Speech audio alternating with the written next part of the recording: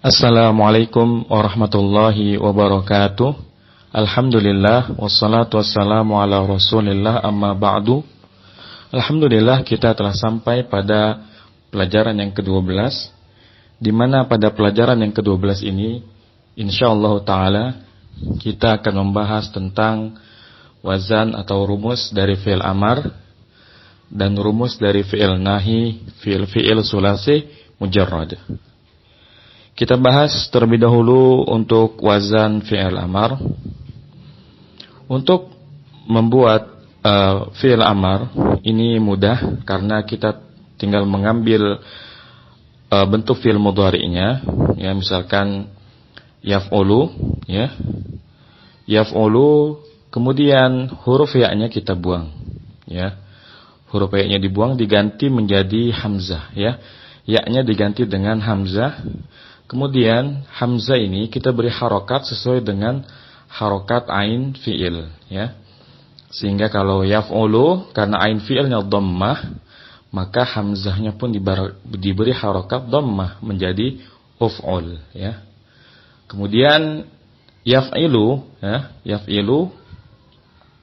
yaf'ilu karena ain fi'ilnya kasrah, maka hamzahnya kita beri harokat kasrah, ya, yaf'ilu diganti ya-nya dengan hamzah, kemudian hamzahnya kita beri harokat kasrah menjadi if'il, ya. Kecuali yang wazannya yaf'alu, ya, yang ain fi'ilnya fathah, maka hamzah fi'ilnya, hamzahnya tetap diberi harokat kasrah. Jadi if'al, bukan af'al, ya. Karena fi'il madhi fi'il sulasi mujarrad, ya, bentuk fi'il amarnya tidak ada yang awalnya hamzah berharokat fathah, ya. Cuma ada dua kemungkinan, hamzahnya berharokat dhammah atau hamzahnya berharokat kasrah. Tidak boleh hamzahnya fathah. Kenapa tidak boleh demikian? Karena nanti samar antara fi'il amar, ya, dengan fi'il mudhari dhamir ana. Pada waktunya nanti kita akan belajar bahwa fi'il mudhari ini, ya, untuk dhamir ana, ya, wazannya adalah af'alu, ya. Contohnya yaf'alu, untuk fi'il mudhari yaf'alu, ya, yaf'alu. Maka bentuk fi'il mudhari dhamir ananya adalah af'alu, dan ini mirip dengan bentuk fi'il amarnya. Oleh karena itu, fi'il amar sulasi mujarrad tidak ada yang berharakat fathah. Kemungkinannya hanya dua. Hamzahnya berharakat dhammah, uf'ul, atau hamzahnya berharakat kasrah, if'il dan if'al, ya. Jadi hanya ada tiga kemungkinan, uf'ul, if'il, dan if'al. Baik, kita bahas dari bab 1 hingga bab 6. Bab 1, batu, fa'ala yaf'ulu, maka fi'il amarnya uf'ul, ya. Kemudian bab 2, kali, fa'ala yaf'ilu, maka fi'il amarnya if'il. Kemudian bab 3, fa'ala yaf'alu, ya, yaf'alu, karena ain fi'ilnya fathah, maka hamzahnya tetap kasrah. Fi'il amarnya if'al. Kemudian bab 4, bisa, ya, fa'ila yaf'alu, ya, maka fi'il amarnya if'al. Kemudian bab 5, fa'ula yaf'ulu, ini tidak memiliki fi'il amar, ya. Kenapa? Karena sudah dijelaskan bahwa fi'il yang masuk bab 5 merupakan kata sifat, sehingga tidak ada bentuk fi'il amarnya, tidak ada bentuk perintahnya. Sebagai gambaran, misalkan kata kaburo, ya, yang artinya adalah besar. Maka tidak mungkin kita membuat kata perintah untuk kata sifat besar, ya. Misalkan besarlah, ini sulit. Biasanya untuk membuat fi'il amar, semacam kata perintah untuk fi'il bab 5, ditambahkan kata kun, ya, yang artinya jadilah. Misalkan kun kabiran, ya, jadilah orang yang besar. Kemudian kun salihan, ya, jadilah orang yang salih. Kemudian Misalkan kun kariman ya, jadilah orang yang mulia. Jadi untuk fiil bab 5 ya, fiil amarnya itu tidak ada. Kalaupun kita ingin membuat kata perintah untuk fiil bab 5 ini, biasanya kita gunakan kata kun yang mananya adalah jadilah. Kemudian bab 6 ya, sendiri fa'ila yaf'ilu ya, yaf'ilu maka fiil amarnya if'il. Ini keenam bentuk fi'il amar untuk 6 fi'il sulasi mujarrad. Saya kira cukup jelas. Jadi kesimpulannya untuk uf'ul hanya ada untuk bab 1 ya. Fi'il sulasi mujarrad yang rumus fi'il amarnya uf'ul hanya bab 1 ya. Kemudian yang rumus if'il itu bab 2 dan bab 6 karena bab 2 dan bab 6 fi'il mudhari'nya rumusnya sama-sama yaf'ilu. Kemudian yang fi'il amarnya if'al itu bab 3 dan 4 ya, karena bab 3 dan 4 fi'il mudhari'nya sama-sama yaf'alu ya. Ini rumus fi'il amar insyaallah cukup jelas. Kemudian yang kedua kita bahas rumus fi'il nahi. Ini insyaallah lebih mudah lagi dari fi'il amar ya.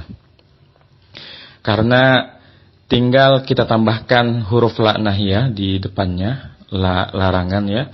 Kemudian ya-nya kita ganti dengan huruf ta dan lam fi'ilnya kita sukunkan ya. Jadi kalau bab 1 fa'ala yaf'ulu ya, maka fi'il nahinya kita tambahkan la, asalnya la yaf'ulu, kemudian ya-nya kita ganti menjadi ta, la taf'ulu, kemudian kita sukunkan akhirnya menjadi la taf'ul. Bab 2 batu kali fa'ala yaf'ilu, yaf'ilu kita tambahkan la yaf'ilu, kita rubah ya menjadi ta, la taf'ilu, kemudian kita sukunkan la taf'il ya. Kemudian bab 3 mana fa'ala yaf'alu, tambahkan la yaf'alu, ganti ya dengan ta, la taf'alu, kemudian sukunkan la taf'al. Dan bab keempat bisa fa'ila yaf'alu ya, yaf'alu tambahkan la di depannya, la yaf'alu, ganti ya dengan ta, la taf'alu, dan sukunkan la taf'al. Ini bab 4. Kemudian bab 5 sama dengan fi'il amar, ia juga tidak ada fi'il nahinya. Kemudian bab 6 sendiri fa'ila yaf'ilu ya, yaf'ilu maka tambahkan la yaf'ilu, kemudian ganti ya dengan ta, la taf'ilu, kemudian sukunkan akhirnya menjadi la taf'il. Ini rumus untuk fi'il nahi. Insyaallah ini sangat mudah karena pada dasarnya fi'il nahi adalah ya fi'il mudhari ya, fi'il mudhari dhamir anta yang ditambahkan la larangan ya. Dan untuk fi'il amar dan fi'il nahi ini memang selamanya dalam bentuk sukun ya. Ya. Jadi uf'ul, if'il, if'al, la taf'al, la taf'ul, la taf'il. Ini rumus-rumus untuk fi'il amar dan fi'il nahi. Dengan demikian kita telah mempelajari keseluruhan rumus ya, tasrif istilahi dari fi'il bab 1 hingga bab 6. Baik, sebagai kesimpulan untuk lebih memberikan gambaran rumus, maka sekarang saya akan sebutkan rumus dari bab 1 hingga bab 6, mulai dari fi'il madinya hingga fi'il nahinya. Rumus bab 1, batu fa'ala yaf'ulu fa'lan fa'ilun maf'ulun uf'ul la taf'ul. Bab 2 kali fa'ala yaf'ilu fa'lan fa'ilun maf'ulun if'il la taf'il. Kemudian bab 3 mana fa'ala yaf'alu fa'lan fa'ilun maf'ulun if'al la taf'al. Ini bab 3. Kemudian bab 4 bisa fa'ila yaf'alu fa'lan fa'ilun maf'ulun if'al la taf'al. Kemudian bab 5 fa'ula yaf'ulu, turun ya, fa'ula yaf'ulu fa'lan ya. Kita berhenti untuk bab 5 di masdarnya. Fa'ula yaf'ulu fa'lan, karena fi'il bab 5 tidak memiliki bentuk isim fa'il, tidak memiliki isim maf'ul, fi'il amar dan fi'il nahi. Ya. Kemudian bab 6 sendiri fa'ila yaf'ilu fa'lan fa'ilun maf'ulun if'il la taf'il. Ini merupakan rumus tasrif istilahi dari fa'il sulasi mujarrad dari bab 1 hingga bab 6. Nah, untuk bisa lebih memantapkan pemahaman kita, maka kita ambil satu fi'il contoh untuk setiap bab sulasi mujarrad. Bab 1 fa'ala yaf'ulu, kita ambil contoh fi'il yang masuk ke bab 1 nasara ya. Mari kita tasrif. Nasara yansuru nasran, nasirun mansurun, unsur la tansur. Kemudian bab 2 kali ya. Kita ambil kata doroba yang artinya telah memukul. Daraba yadribu darban daribun matrubun idrib la tatrib. Ini bab 2. Kemudian bab 3 mana fa'ala yaf'alu, kita ambil misalkan fataha yang artinya telah membuka.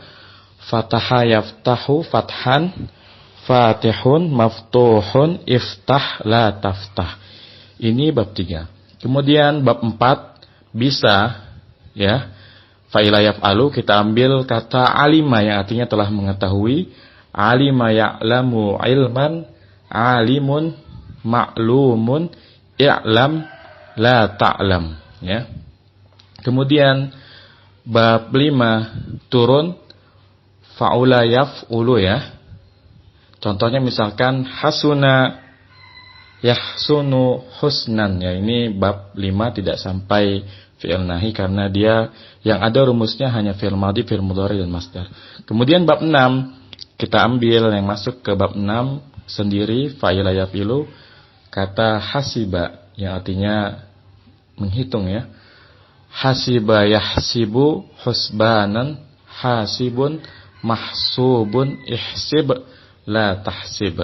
Ini contoh fi'il yang masuk bab 1 hingga bab 5. Kemudian terakhir sebelum saya tutup pelajaran yang ke-12 ini, ada satu hal yang harus dicatat bahwa untuk fi'il yang sifatnya lazim ya, yakni fi'il yang tidak butuh kepada objek, maka ia pada asalnya tidak memiliki bentuk isim maf'ul ya. Saya ulangi. Fi'il lazim artinya fi'il intransitif kalau di bahasa kita, yakni fi'il yang tidak butuh objek, maka tidak ada isim maf'ulnya. Kenapa? Karena tidak bisa diterima secara makna. Contohnya apa? Contohnya misalkan kata dakhala. Dakhala artinya masuk ya. Ya dukhulu sedang masuk, dukhulan pemasukan atau masuk. Kemudian dakhilun orang yang masuk. Ketika kita ingin bentuk isim maf'ulnya misalkan madkhulun, apa arti dari kata madkhulun? Orang yang dimasuk. Tentu ini sulit diterima secara makna ya. Kalau kita katakan yang dimasuki, maka tentu berbeda antara masuk dengan memasukkan ya. Jadi kalau isim maf'ulnya yang dimasuki, maka ini isim maf'ul dari fi'il yang artinya memasuki.